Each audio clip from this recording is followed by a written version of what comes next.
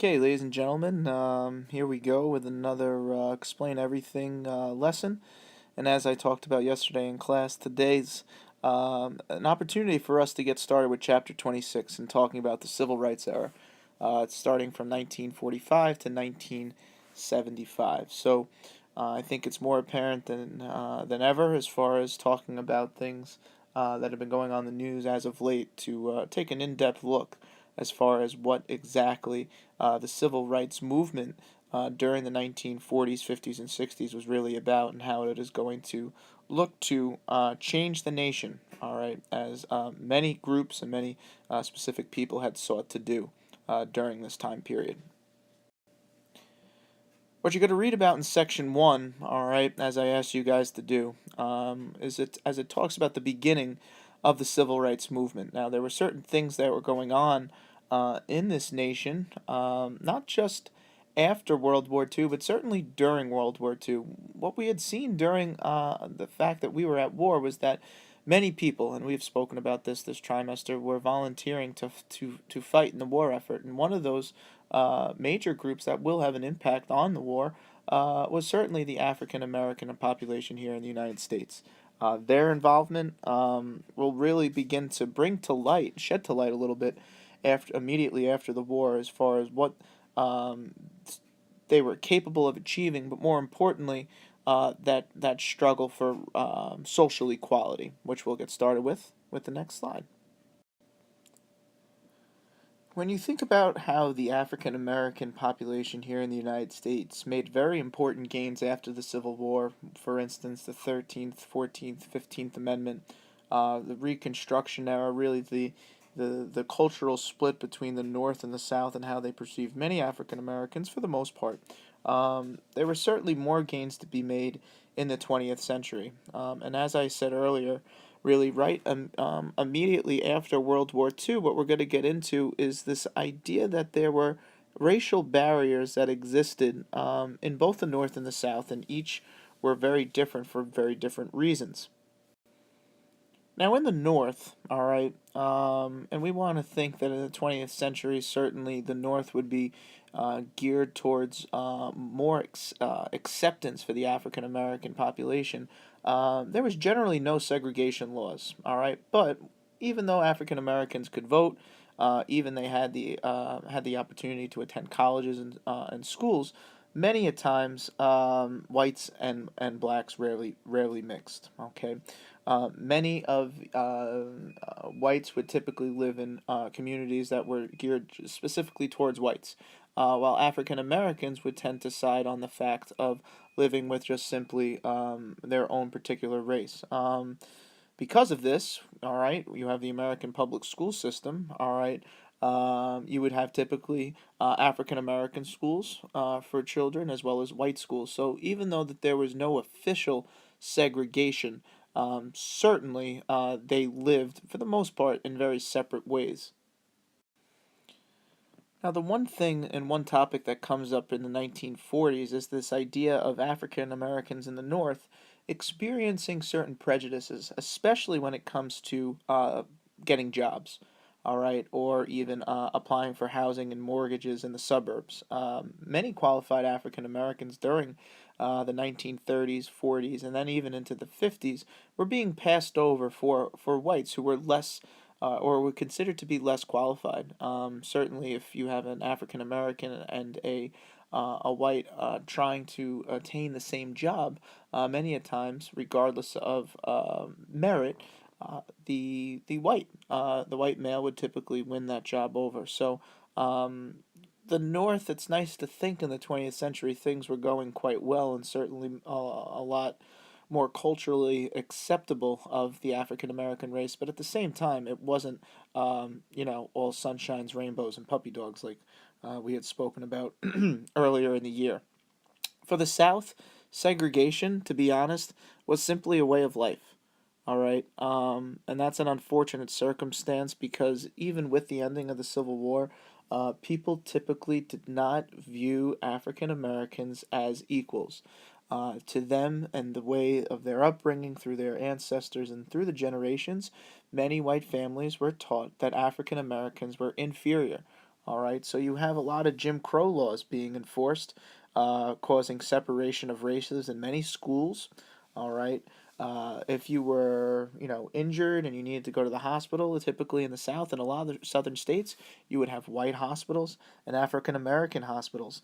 Public transportation. All right, whether it was having African Americans sit in the back of the bus. We'll talk about Rosa Parks. All right, a little bit later on. Whether it was in movie theaters. All right, African Americans would have to, in order to go see a movie, would have to go to the back of the movie theater, go up a ramp or up a stairwell, and sit in the balcony while the uh, while the uh, while the whites would sit, on the ground floor. So there was certainly a tremendous amount of segregation. All right, even in restaurants, and something that we would take for granted in the 21st century. Many restaurants were, by law, allowed to refuse African Americans from sitting down to eat, to have dinner. All right, it was within their state right to do that. So we showed that earlier, that picture earlier in the year, all right, with the water fountains, one labeled whites, one labeled coloreds. Um, if you look in your textbook, I believe on page 875, all right, boom, boom, and boom, all right, beautiful handwriting with my finger there. On page 875, you could see there's the water fountain and it says four coloreds only. So, um, what we had talked about with the Supreme Court case of Plessy versus Ferguson, the idea of separate but equal. As you can see up here from our heading, everything in the 20th century was certainly separate and definitely not equal, all right? Or, for the most part, unequal, which was very sad to see. Now, one of the leading groups, even going back to the latter part of the 19th century, that looked to fight for equality on the part of African Americans was the NAACP. All right, and as we talked about, the NAACP stands for National Association for the Advancement of Colored People. All right, and this is something that was, started by W.E.B. Du Bois, all right, the likes of Jane Addams, as well, all right, a female, and whose goals were to eradicate, as your textbook says, race prejudice, all right, and to complete equality, before the law, okay, and they're going to use the Constitution really as almost as if it's a moral backbone, for trying to get social equality for African Americans. Now, the NAACP in the beginning of the 20th century is going to challenge many of the cultural norms that had just become accepted. For instance, in 1915, all right, the grandfather clause, sorry about that. The grandfather clause, let me see if I can get there. Ooh, 1915, no, that year. All right. The Supreme Court finally stepped up and said that the grandfather clause was unconstitutional. All right, regardless of when your grandparents were able to vote, whether it was that January 1st, 1867 deadline, all right, right before the amendment was passed, that shouldn't matter, all right? And this is going to, at the end of the day, in many ways, help other areas, like in the 1920s and 30s, winning court cases in the areas of housing, employment, and education. Um, in different ways of seeking equal employment opportunities. All right, eventually talking about dealing with schools and the desegregating of schools, as well. In 1938, all right, a big year for the NAACP and probably one of their most prominent members during the 20th century will come to be really the head of the legal section known as Thurgood Marshall. All right, now Thurgood Marshall was a well-educated man. All right, he was brought up as a lawyer, and his legal strategy um, came into play when attacking the 14th Amendment. All right, now remember, the 14th Amendment stated that it is equal protection of the laws because, all right, African Americans at the end of the day were considered to be citizens. So the 14th Amendment was a very important amendment. Everyone always thinks, well, the 13th is so important, it ended slavery. The 14th guarantees the rights for African Americans and enforces the idea that you cannot interfere with a United States citizen's rights, um, which is exactly what would be needed during this time period. The goal at the end of the day, and it's really Marshall um, that wanted to apply this, is that he argued that all rights, okay, within the confines of the United States Constitution, apply to the individual states, and the states couldn't really violate um, the United States Constitution. Remember, the Constitution is the law of the land. All right, so if all of a sudden the Constitution becomes open to interpretation, all right, Thurgood Marshall knew that that was unconstitutional and that was not within the powers of the individual states. So for the NAACP, which is led now by Thurgood Marshall's vision, all right, they want to promote the idea of integration, all right, this idea of ending racial segregation. So from segregation to integration, no longer do you have just schools for African Americans and school for whites. Integration is you are integrating them into a similar environment. Now, very early on, as we talked about the civil rights era getting started in 1945, and certainly we're kind of going to trace the lineage of African American struggles during the 40s and 50s, almost immediately after World War II.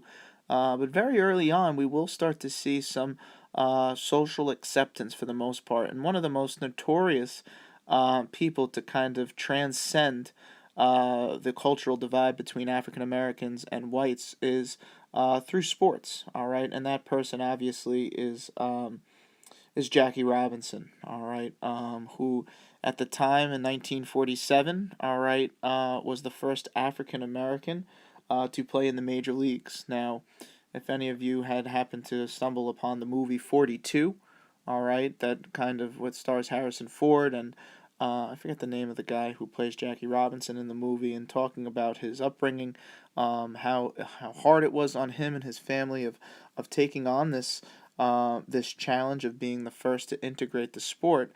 Is a tremendous story. I think last week the major leagues had celebrated Jackie Robinson Day, where most athletes are wearing the number 42, and I think we now in 2015 may not really have a great appreciation for what he did at that time, but imagine being on a team and not even your teammates wanting to talk to you because of the color of your skin. All right.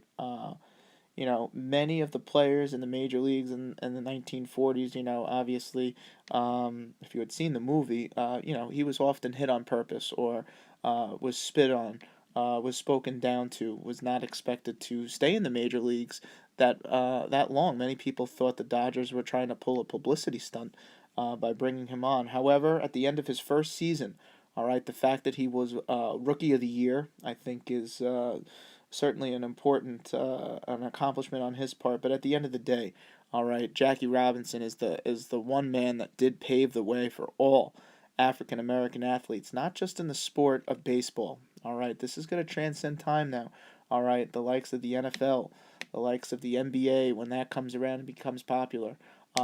Major sports becoming accepted or allowing African Americans to be accepted in their professional sport, I think is great.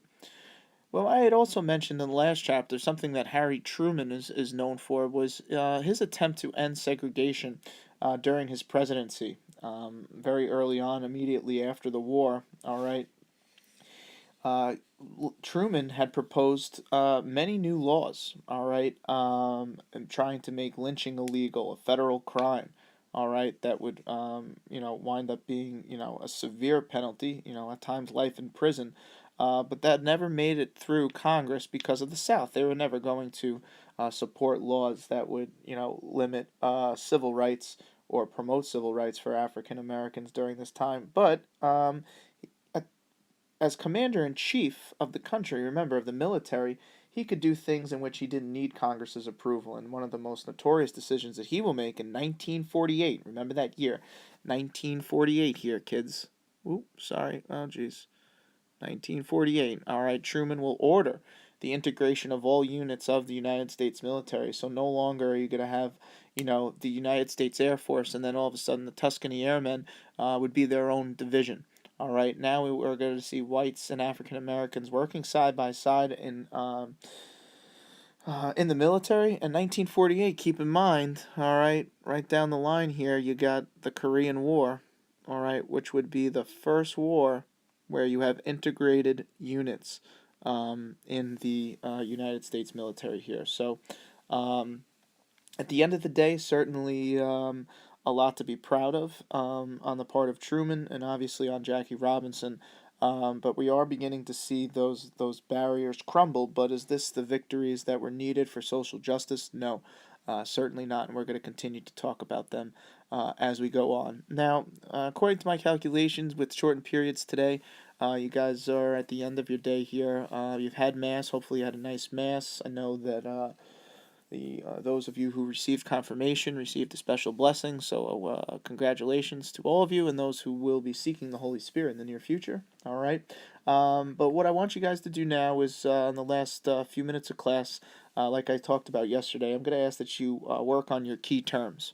All right. I want you to work on all chapter 6, 26 rather, key terms, and those are all going to be checked on Monday. So, if you missed any parts of this presentation today, go check out my website. You can go back and get more material.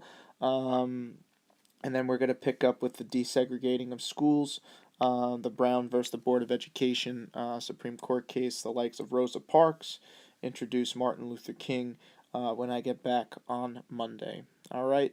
Make sure you have your textbooks tomorrow. All right. Opportunity for you guys to work on your homework sheets, and then on Monday we will go from there. All right. I'm sure.